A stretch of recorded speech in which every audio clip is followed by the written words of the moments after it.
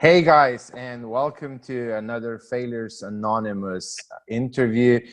We have Donnie with us today, and as always, let's just dive into his failures, into his stories, and let's give him the opportunity to guide us through everything that happened in his life and what's happening now. So, hi, Donnie, and thank you for coming into this show. Hey, brother, good to see you. Glad to be on here. I'm really looking forward to this one.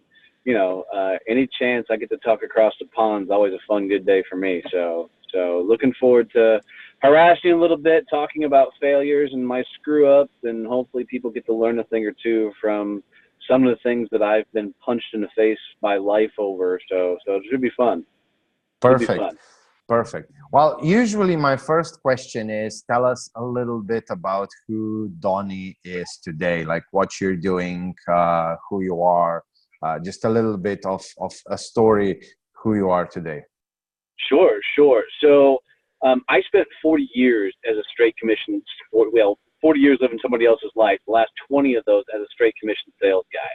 So I've really never had a salary position or anything else. Well, through that time, I got really tired of making other people wealthy. And I did a really dumb thing is I sat down one day and figured out how much money I sold and how much money I made in comparison to what the company made. Yeah, that hurt. That hurt a lot. So September of last year, I jumped out on my own. And I really thought I was going to be like the next Tony Robbins, right? I was going to be the big guy on stage. And yeah, I had no idea how much work that was, to get into that profession. So I opened up, a coaching practice, and I've been coaching, had a lot of fun success there. But literally 3 months ago, I started being guest on podcasts, and I was invited on a show. Had no idea, what to expect, what to do. I hadn't hardly even listened to podcasts, and went on, and it was an absolute blast. Had a great host, so I'm like, I'm going to see how many flipping shows I can get on. So I just started going on as many shows as I could possibly get on, and I found there is some phenomenal hosts, and then there's some really crappy ones. And there was one show in particular that I'll never use the guy's name, but his show is so bad. I'm like, if this dude is cussing okay, because I want to make sure I don't screw up your show. But if this dude is that freaking bad, then surely I can have success with this. So I started my own show called Donnie Success Champions podcast, and it's completely transformed my business as far as what I do with it, the guests I get to meet from all over the world. It's allowed me to open up a secondary division in my company to help other people get content. But really, all I want to do is hear people's stories. They're overcoming their failures, similar to you, overcoming their life tragedies and how they found success wherever they are. So, that's a big thing now. Because of podcasting, I'm doing a lot more public speaking because, the show seems to bring people, to me. And I'm just getting to meet some really, really, really cool people. So it's been a fun ride so far. Perfect. Uh, well, a quick question. I mean, I know like a lot of our audience, most of them are entrepreneurs or want to become entrepreneurs, and podcasting is this huge thing, and it's taking over everything like storm. And I mean, if you don't mind, I mean, this is not my usual question, but since you just recently started doing it, maybe you can give a tip or two to somebody who is like completely new. Like, how do you pitch yourself, or how do you get on as many podcasts as possible, or how you pick them, which to go on, which not?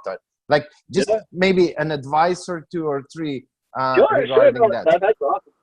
Well, what's funny is I haven't created yet, but we're fixing to launch a Facebook group with me and 2 other podcasters that are going to do just that. We're going to walk people through how to get on shows, how to become guests, how to start your own podcast. So, everybody listening, just follow me on the pages and stuff. And as we get ready to launch it, we're putting a lot of media out about that. to get people there. But man, getting on shows is actually really, really easy. I'll tell you some good things to do, and then I'll tell you what not to do. Let's do what not to do.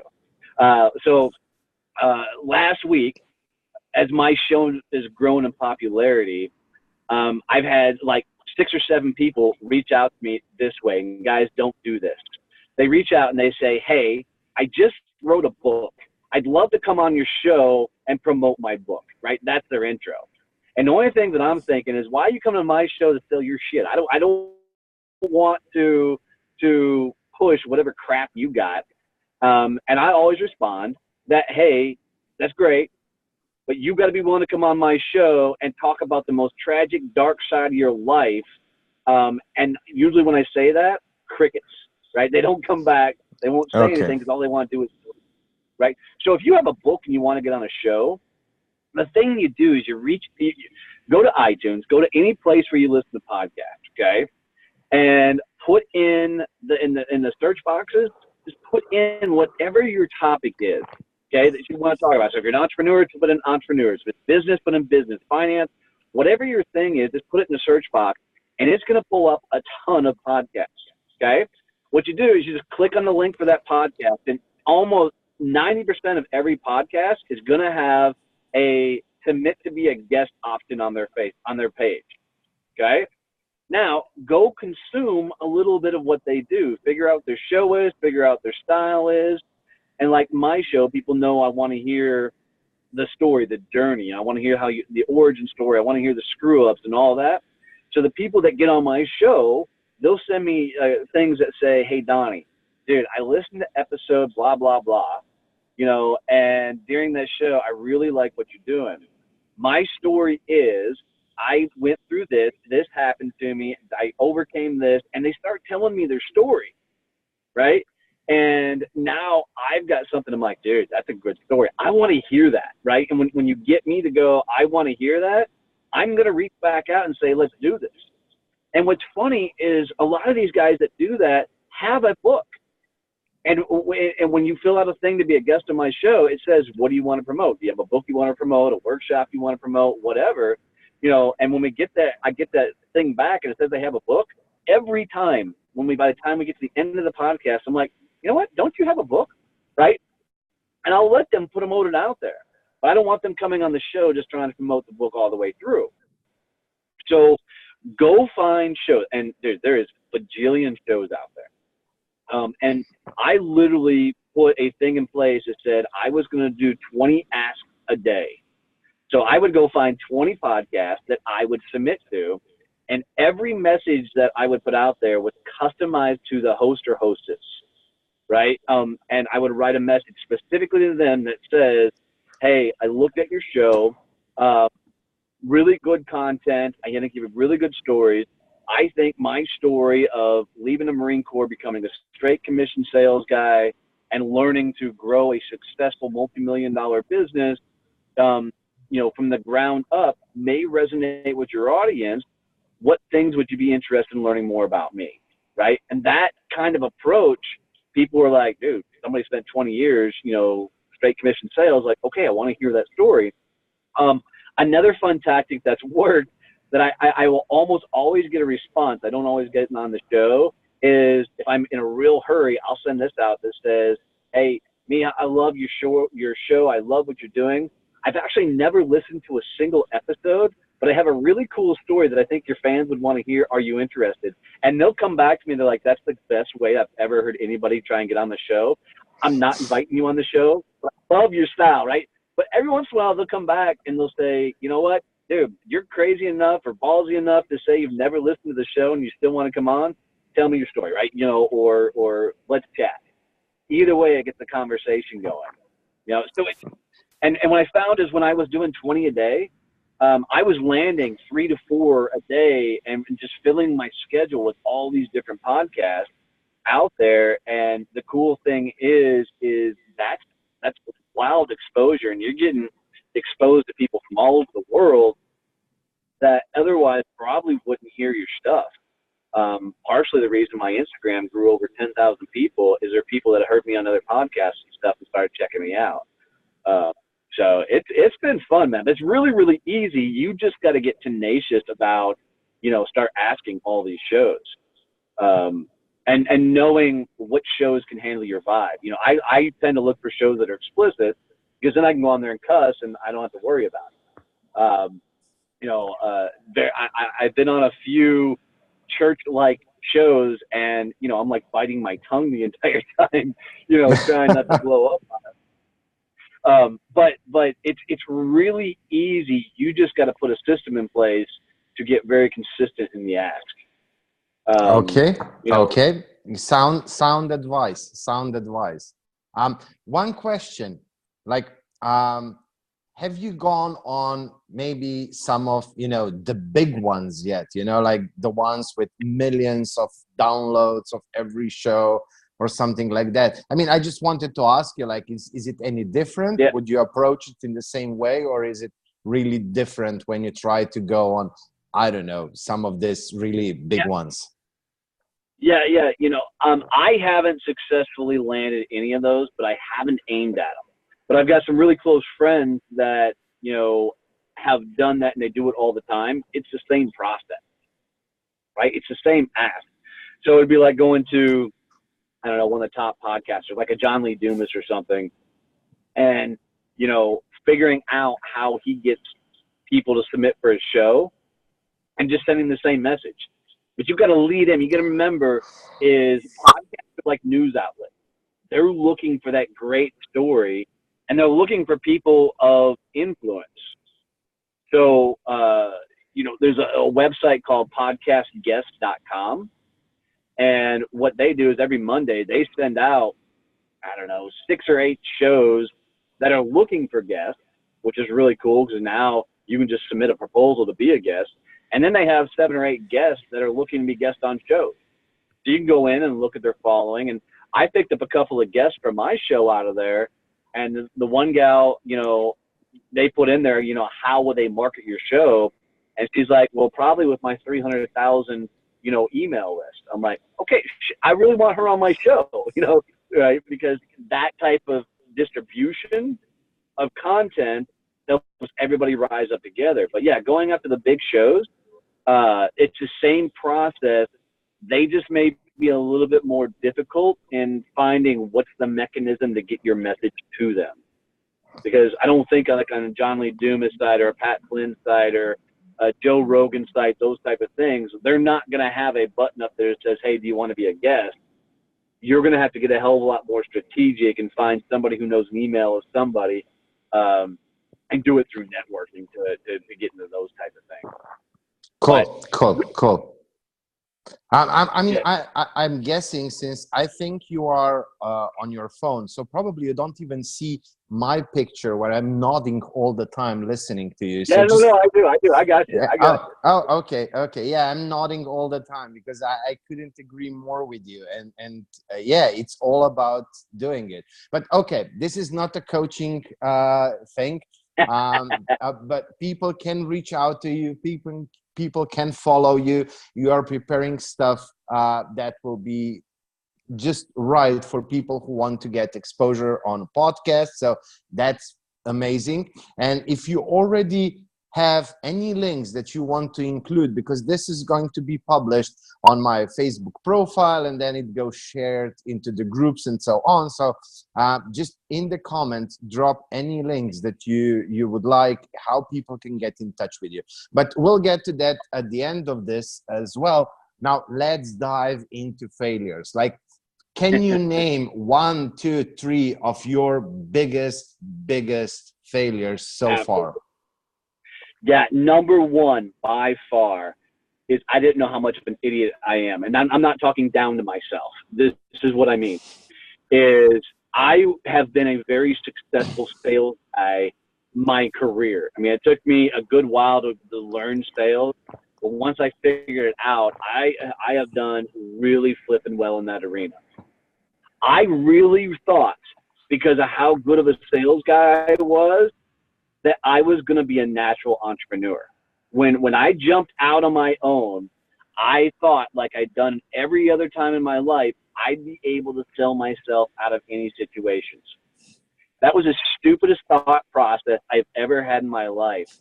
I had no idea what it meant to be a damn business owner, what it meant to be an entrepreneur.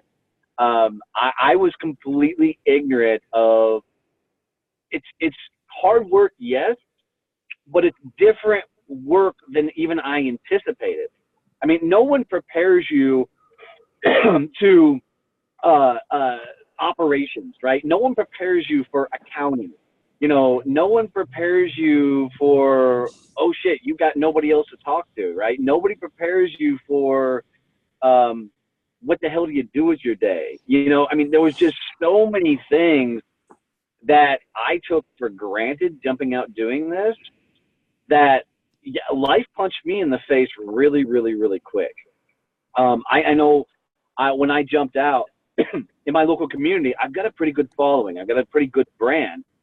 And I really kind of had this thought process that, well, everybody loves Donnie. They're just going to come flock to me, right?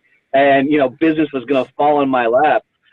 Damn, that was stupid. And it took me a while to figure out, all right, dude, this is a different sale. This is a different game. And, oh, by the way, if you're working on operational stuff, you're not out selling, you know, and if you're not selling, your business is not growing, but you got to get the operational stuff done because you got to get your clients billed, and now you got to do invoices, and you know, so God love entrepreneurs because what a person does to be a business owner and survive in this game is a lot of damn work, and you better freaking love the work. You know, as I started off, you know, I started off doing the speaking thing, had to evolve in the coaching thing, and now I've evolved into the podcasting thing. So because the revenue wasn't coming in the right avenues, you know, I had to learn really quick to roll with the punches. You know, and it was just wild for me because when you're in a straight commission position, to, you know, you're used to that you eat what you kill type thing. You're used to that you don't make money unless you sell something. And I really thought that was going to translate to entrepreneurism, and it didn't. Now, in a sales call, I'm still great. I can handle it. But it's all the other things that it takes and requires for you to maintain that sales process and everything else that I had to learn. And the attack on top of that, you know, I was trying to do everything myself and self. I'm like, okay, I can handle accounting. You know, I can do all this. I can handle, you know, developing my website and, you know, all this crap. And which led me to realize, dude, quit being an idiot, right? Quit trying all this stuff and start outsourcing this crap. And it's amazing when I started picking up people from, you know, Upwork's been my favorite place in the world to get things done. And, you know, you can find freelancers on there all day long. Your microphone switched off. Now you're back. Okay. No. Yeah, you are. Okay. But now that I'm outsourcing stuff, it's been, you know, just wild how much my game has been upped. And now that I outsource, you know, there's this more unique responsibility on me to go do more business because now I want the people that I'm outsourcing to make more money, right? So now it's pushing me further, knowing that not only do I got to pay these people for their services, but I want to keep them busy.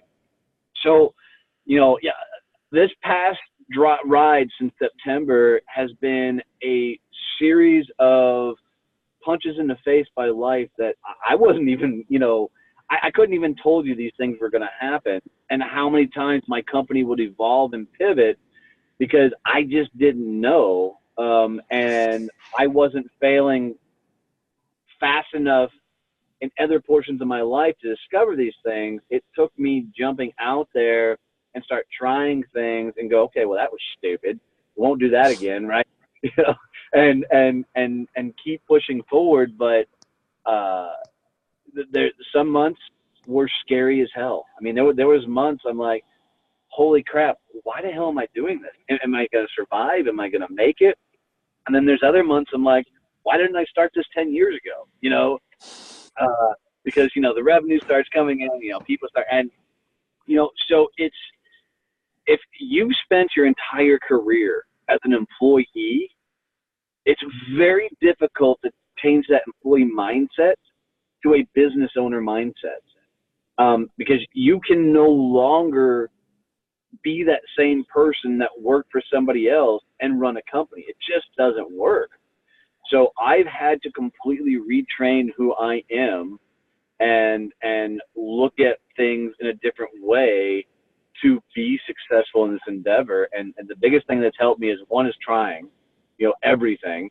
And the two is finding other friends that have made successful leaps into entrepreneurism or run their own businesses and going, dude, this is what I'm doing. And they're like, well, that's stupid. Don't do that. But that's you coach me, right? And it's so it was the other thing of learning to be vulnerable as hell. As a sales guy, you can get away with being a little bit cocky, a little bit ego. You can get away with, being a little bit more flamboyant. But dude, as soon as you're a business owner, it's going to do two things. One, you're going to realize you're not as badass as you thought you were. Two, it's going to teach you humility like you wouldn't believe. It's a really wild thing to go up to somebody who was a peer of yours in the sales game that made a successful leap and has now been an entrepreneur for a number of years, and walk up to them when you used to kick their ass in sales, and sit across from them and have to go, okay, teach me this, dude. I'm trying to figure out how to be an entrepreneur, and I have no clue what the hell I'm doing. It's humbling, just because there are some skill sets that definitely transfer over, but not all of them. And like I said, you better be ready to get punched in the face by life, because as soon as you make this leap, the universe is going to go, okay, let's see what you're made of. Yeah. I know exactly. But can you walk us to maybe, like your lowest point within that failure, or the darkest place? Like, was there a certain moment, a certain time within that period? So, like, as far as I'm understanding right now, the whole story, it was series of, let's say, failure and trial and error, was there like a specific moment, specific time which was really, really dark? And can you take us there? Yeah. So it had to be right around January, just after Christmas. My father-in-law, so I had built a house on the property for my in-laws. So my wife and I own a small farm in our hometown in Texas. And my father-in-law had ill health, and he passed away in January 4th. And, one of the last things he said to me is take care of my family. So I knew that this responsibility was coming. Well, prior to, I didn't tell my wife that I was going to walk away from this 7-figure business that I was buying out. And I just did it.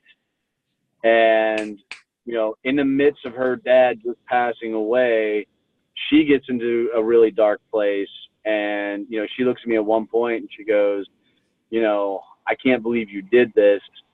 You've got not only our life hanging in the balance since you jumped out on your own, you've got my mom and her house on the balance, all on a super gamble in your life. And that month was my worst revenue month in the history of my company. I lost 2 major accounts at that point as coaching clients. I called my own business partner and said, dude, I'm shutting it down. It's just not going to work. And I was defeated. I was personally defeated. I knew that it was stupid. I shouldn't have done this. I got in over my head. I thought it was going to be easier. And I told my family I'd screwed this up. And I literally bet the farm, on a stupid whim, and, I'm going to lose everything. And I'll never forget Dad looking at me. He goes, you know what? You always figure it out.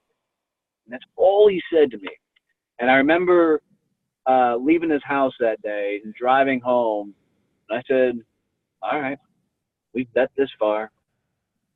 Let's give it one last go. And I think at that point, the universe wanted to make sure that I was really ready for this, because an hour later, I lost my third largest account. So for the month of January, I showed zero income for my business, which means I had no money coming in whatsoever. And I went, shit, you know, can I really do this? And, you know, I made phone calls to friends. I'm like, look, I may have to come to you for a sales job because this is just not going to work. And the shock in people, because I think everybody really thought that this was going to be my swan song type thing, but the shock that from people that I may need a job, you know, was that hurt, because I think everybody just naturally thought that I was gonna to really succeed in this, and you know, that just wasn't the case. And I started looking for sales jobs, you know, VP jobs, these type of things, to go help with companies. And, you know, I knew I still needed money. So I started, you know, selling again while I was looking for jobs. And thank God I landed a couple of accounts. And really, I mean, if I'm completely honest, it wasn't until I found the podcast that my business turned. So it took me a number of months, and during those months, I mean, the sales were definitely up and down. And you know, I had a couple of friends completely on standby, you know, saying, dude, I lose one deal and I'm coming to work for you. And, you know, during that process, it wasn't the fear that I was failing at this or I was screwing it up that kicked my ass. It was, I was more worried about what everybody else thought, you know, or would think, you know, when I completely blew this up and was unsuccessful. I mean, because I always felt like people have seen more in me than I've seen in myself. And, you know, one of my mantras is, dude, just be the guy everybody already thinks you are. And, you know, that's been one of my staples as I've moved through life. And, you know, that's what I kept trying to tell myself is now everybody's going to see you for what you really are. And that was going to be tough. I really wanted to dive into that. So, you know, okay, you failed, you came, let's say, to the lowest point, and probably it went even lower in the next few weeks or a few months before it finally bounced back. But what were some of the emotions running through you in those few months, and what was your inner monologue like? The biggest thing is I was really scared. I'm not an easily scared guy, but we had bought our dream house, you know, our dream farm. You know, this is our forever place, our forever property, and I was really scared that I was going to lose it all. The other thing was I was disappointed in myself. I was disappointed that I wasn't figuring this out. I was disappointed that I really felt like my life had survived up to that point because of my ego. You know, I've always been a kind of a cocky guy. I've always been a loud guy, and it was wild to see that my style of doing things was not going to be the stuff that was going to get me through it. A lot of the inner dialogue is what the F, you know. Oh no, you can say it. You can say it. It was what the fuck are you doing, right? Is why are you still going? You know, I mean, and I was really questioning, you know, what I was trying to pull off. And there was a lot of, you know, that, do you even know what the hell you're doing? Right? I mean, do you have the gumption to pull this off? And the other side of that was this voice that kept saying, this is the spot. This is the spot you hear in all the freaking books, all the tapes, all the speakers. This is that place that if you can push through this shit, it's going to work. And that's what I kept telling myself as I went through, even though I can tell you honestly, I didn't believe it. You know, I'm telling myself, you know, if you can survive this, you've got it. And I don't think I believed that, but that was what I kept trying to tell myself. And I think that helped me hold on for as long as I did. But, you know, even with that, if I had not found podcasting, my company would not be here. So the lesson out of that for me was, man, you got to try.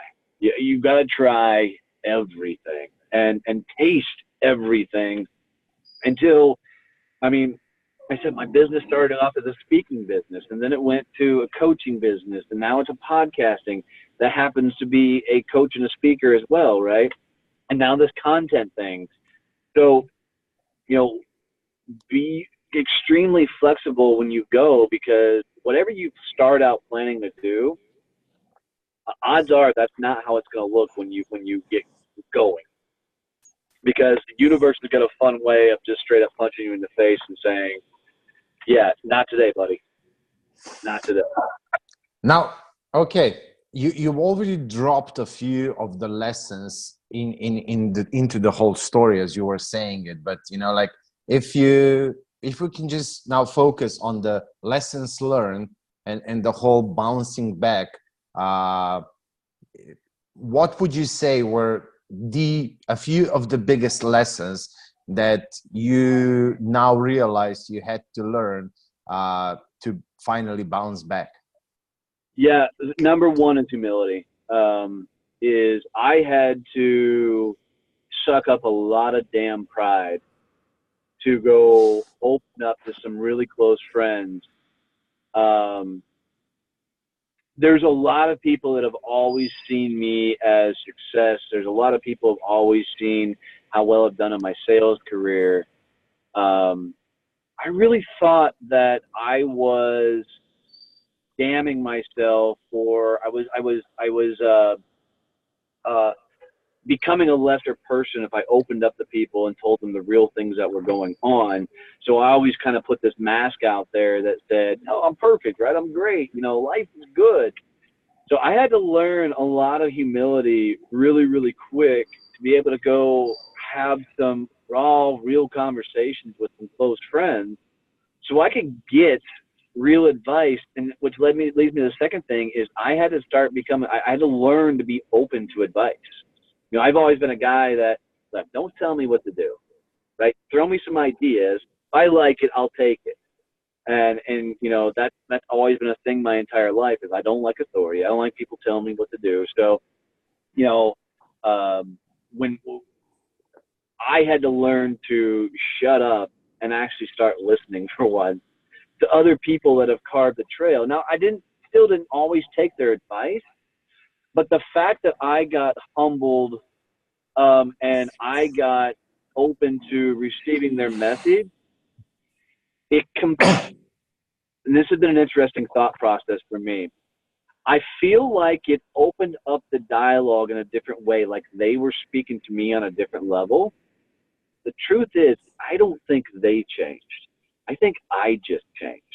And I think that I just turned off the ego. I just turned off the I got this cocky guy attitude and started talking to them on a peer level. And I said, I don't think they changed. I think I changed. I mean, it was interesting. I had a conversation with a guy yesterday that we always had this sales like competition drive thing. He was a business owner, I was a sales guy, and you know, we always joke back and forth. Dude, yesterday it was just a fun conversation. I mean, we were talking shop about our businesses, and we were talking about, you know, what we're doing in marketing, and I wasn't trying to sell the guy anything. You know, it was a wild transformation for me. The other thing is I don't know if you can really ever know for sure when to pivot, you know, and say, okay, enough. There's never like any bell or ding or anything that goes off that says, okay, you need to pivot. But learning to be flexible, and learning to go into a direction that you first may have not have realized what was there. You know, so it's like, you know, if you would have told me 6 months ago that I was going to host a successful podcast, I'd have flipped and laughed at you. You know, I mean, I'm not going to be a podcaster. I'm not going to be a guy, you know, behind a microphone talking to, you know, people on the screen. I want to be on stages talking to a huge crowd, right? Why the hell am I going to do podcasts? But, you know, I'll go back to that's what changed my company. And I'll also say the other thing that I've learned is don't forget. You're muted again. Okay, and you're back. Is don't forget where you come from. And it's because when I jumped out on my own, before I jumped out on my own, I did a ton of networking. You know, I was part of networking groups, I was part of associations, I was part of nonprofits. And when I jumped out on my own, some of me thought that I was too big for that. You know, I was too big time or too, I don't know. It's just that networking thing was now kind of beneath me. And it was a good friend of mine, Chuck, who I've gone to for a lot of advice, that sat down with me one day and we were sharing a cocktail, and he's like, dude, you need to go back and get in the game. He goes, you can't sit up in the cloud and try and build this thing. He goes, you've got to go get amongst people and get back to networking. And, you know, it goes back to humility. He was right. And what's wild is going back to some of these networking functions and groups and seeing it from a different page. You know, because in the past I saw it as a sales guy that these were people helping me grow my business, you know, through the people they know and making some introductions. And now I was looking at a lot of these people with a lot more admiration and respect than I had in the past, because they've been running successful business as entrepreneurs. And I was just a cocky sales guy who thought he knew everything, you know. So, I mean, that still comes back to humility. But the last thing that I'll tell you that helped me figure it all out is learning to outsource. I mean, and I'll go back to that, is learning to find the right team, people that have skill sets you don't, and want to run and gun and go for it. So hopefully that answers some of your. No, definitely. I mean, I can so relate to so much what you told, like so much. I mean, you've heard my story on your podcast, so, Right. but you know, like just listening to everything you're saying, like, yeah, I did that, I did that, I did that, I forgot about that, got cocky in that, and so on. So yeah, I can just so relate to everything, you know, like it's almost like listening to myself, you know. But okay, so to slowly wrap it up, I have two simple questions. Sure. And number one is, so if you could give the audience just one advice when it comes to failure, what would you want them to take away from this interview, from your story, from you? What's the one thing that they need to take away home? That one point you're going to look back on all this and tell it on a podcast, or you're going to tell it to somebody else. and you're going to share this story. Whatever that darkness you're going through, you're going to look back and tell somebody how you survived it. And I always go back to when I went through Marine Corps boot camp, and I did a whole podcast on this. When I went through boot camp, going through it, I can remember at one point laying in my rack going, why the fuck do I have to go through that? Why do I got to listen to this guy yell at me and tell me when to pee and when to eat, and when to crap, and when to run, and they're constantly yelling and screaming. Why can't they just make me a Marine? When I graduated Marine Corps boot camp and they said you're now a U.S. Marine, the first thought that ran through my head was, wow, that was pretty easy, right? And I can remember it was training day 17 when I'm laying in my rack damn near in tears going, why the hell do I got to go through all of this crap? And then the first thought when I graduate was, damn, wasn't that easy? And I always try and remember that for me because it's the military phrase of embrace the suck. Because it's gonna suck. You're gonna go through it. You're gonna get punched in the face. You're gonna get beat up. You're gonna get knocked down. And in the words of Rocky Balboa, not about how hard you can take a hit. It's about taking a hit and keep moving forward. And that's it. I mean, whatever the darkness is, whatever the tough time you're going through, just keep pushing forward because eventually you're going to get to share that story later. And a buddy of mine, Alex, his dad coined this phrase, life is not about the things you do. It's about the stories you get to tell later. And that's it. Is this experience is just one chapter in your story that you get to tell somebody later. Whatever doesn't kill you makes you stronger. So they say. I'm going to prove that theory, damn it. Well, and then for the last question is like, how can people find you, reach out to you, and I mean, what for? Like, what it is? Like, okay, you already mentioned podcasting. Is there anything else that you can help them with? Like pitch it to us. Yeah, no, that's awesome. So podcasting will start there. So the podcast is Donnie Success Champions. It's on all the outlets. So iTunes, Android, podcast, Spotify. You can find me all there. I'm always looking for guests on the show. So if you've got a badass story of going through hell and you kept on going and you found whatever level of success for me, go to my podcast page, which is called thesuccesschampion.com. Go there and submit to be a guest. Always want those. For clients, a lot of people come to me for the sales coaching. They're trying to figure out how to rev up themselves. Had a lot of success in helping small entrepreneurs build their six-figure business by just helping them put sales processes in play. So one client, it took me 6 months, but we turned her from a $10,000 company to a six-figure company.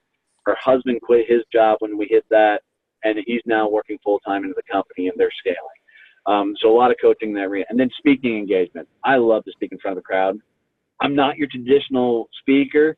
I will literally just go stand in front of the room and say, guys, I spent 20 years in sales. I have a podcast. The hell do you want to talk about? And we'll spend hours doing a fun Q&A. You're going to get my salty flair that I have, and we'll just have a good time. I'm pretty open and whatever, it's no holds barred for me. So I do a lot of veteran speaking where people want to come in and talk about, what's it like going from the military to the civilian world. I do a lot in that arena. I do a lot of speaking on sales, do a lot of speaking now on content development and how to, get kind of that influencer status in social media. So that's becoming a new thing as I continue to grow that. If you want to start a podcast, reach out to me. I'll help coach you through how to start a podcast and literally teach you that for, I'm talking less than $50, you can be up and running and have your own show, website, the whole 9 yards. I mean, so, reach out to me for that. You can do it on your own. And then we're going to create a bigger, higher price point project to, help somebody scale up if they really wanted to start a podcast and really handle all the editing, marketing. We're going to be putting packages together for that. So, for the most part is just watch the ride. and watch how fast I go as we continue to roll this out. Because the newest thing that we just rolled out is, and we discovered this because of the podcast, is when I get a chance to interview somebody, I have a captive person for an hour where we're having a conversation just like this via Zoom, right? And I get to hear their story.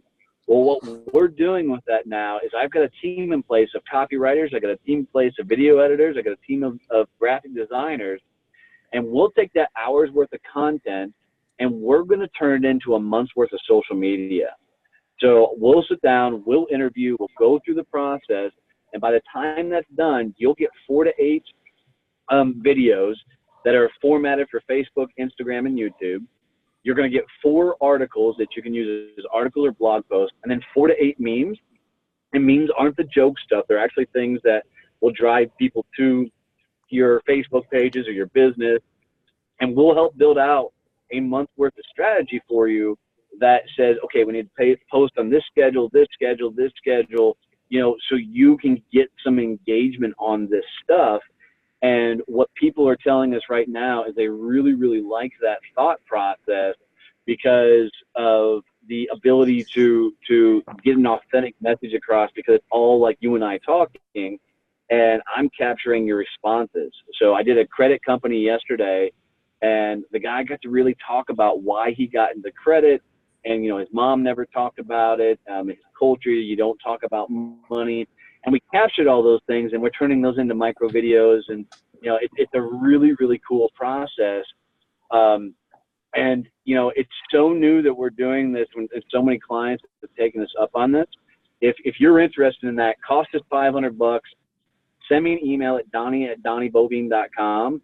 I'll send you some more information on it, and we'll help get you ramped up on it. But really, for $500 and an hour's worth of your time, we'll give you a month worth of social content, all done in your brand, your image, your voice, your everything, completely taken care of for you, and with a strategy that says, you know, here's how to post it out as well. So that's been a lot of fun. We've got a lot of people that are taking us up on that offer, because everybody knows they need to put out social content. They just don't know what they should put. They know they should do videos, but what do they say? You know, they know they should do articles, but what do they write? You know, so we take all of that out for them. All they got to do is show up in the interview. You know, Perfect. Perfect. So yeah, send me an email at donnie@donnieboivin.com, and we'll get you squared away. Well, when this video will be published in the next few days, I will tag you and I will remind you to drop some links to your website, to you know, like your landing pages, offers, whatever. So you can drop a few links so that our audience will have easier time finding you and talking to you, getting in touch with you. Because yeah, I really believe that what you're doing is an amazing thing. It's something that entrepreneurs need, and as I said, most of the audience here is entrepreneurs. So yeah, definitely, I'll remind you to drop some links in the comments. Beautiful. Cool. Beautiful. Donnie, Beautiful. it was amazing having you, doing this interview with you. We dived quite deep. I like that. It was nice seeing how your body language was changing. So, you know, you came into the show like all happy and all that, and then when we dived into that dark places, the tone of your voice and your energy, I mean, it reflected that you kind of went in your head back in that time. I could sense it. Right. But yeah, it was amazing. Thank you for taking us through all that. I believe that we need to talk about these things, that the more we talk, the more we are breaking the taboo that's called failure. So thank you for that. Absolutely. My pleasure. My pleasure, bud. Donnie, take care, and thank you for doing this interview.